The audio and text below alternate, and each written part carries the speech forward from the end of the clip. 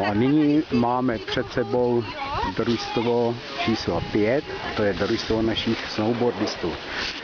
Jak už se stalo pravidlem, každý rok máme jedno družstvo snowboardistů. To jsou děti letošní, kteří téměř všichni do jednoho začínali. Takže já vám představuju celé družstvo.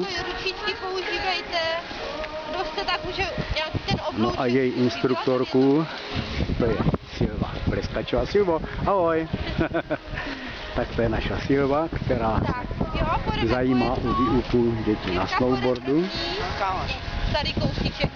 Všimněte si, že všichni sedí, oni jsou tak totálně vyčerpaní, že musí sedět. Po každém cviku musí sedět. Takže teď se podíváme, jak jim to půjde. Třeba k tomu zelenému druhému sloupu. Vidíš, jak je ten zelený, tak u toho. Jo, jak kdyby tady jsi. První, druhý, tak u toho druhého. Tak, a hezky. Tak se díváme, co se naučili.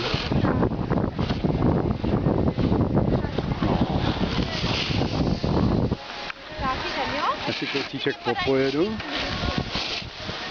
No, tak se dá říct, že už dobře zvládají sjíždění.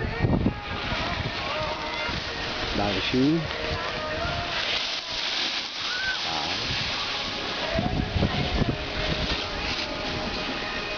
Silvo, kdo je tady letos poprvé? Ano? Letos dneska už nikdo, dneska jsou tady prostředí. Ale letos kdo se začal učit? Tak se podíváme na ty, co se letos poprvé zúčastnili našeho kurzu. To jsou ti 3, co zdvihli ruku. Tak se dívejme, to je jedna z nich. Ano. Tak ta se učí letos poprvé. No a je tam pád. Tak. Ano.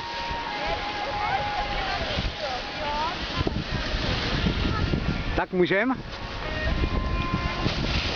Tak to je další, která je tady letos poprvé. Ano. No jak vidíte, už bez pádu.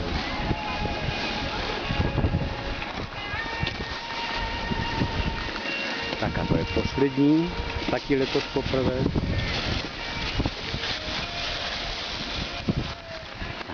No a ještě naše Silva.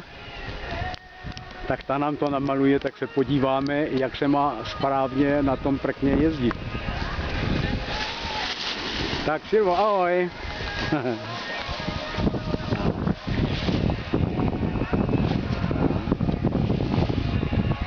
No, tak vidíte, to už je suverénní postoj. A děkujeme.